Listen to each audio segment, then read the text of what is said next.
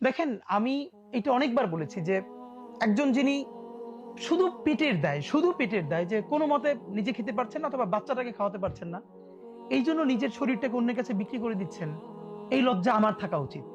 যে আমার দেশে একজন নারী শুধু পেটের দায় সন্তানকে খাওয়ানোর জন্য শরীরটা বিক্রি করছেন, আর আমি তার বেশ্যা ডাকি আবার। আমাদের তো মরে যাওয়া উচিত লজ্জায়। যে অন্য কোনো কারণে পতিতাবৃত্তি করে তার তো পক্ষ নেওয়ার কোনো কারণ নাই, কিন্তু এমন অনেক মানুষ আছে, আপনি রাতে বের হয়ে দেখেন বাচ্চার বুকে খাবার দিতে পারেন না।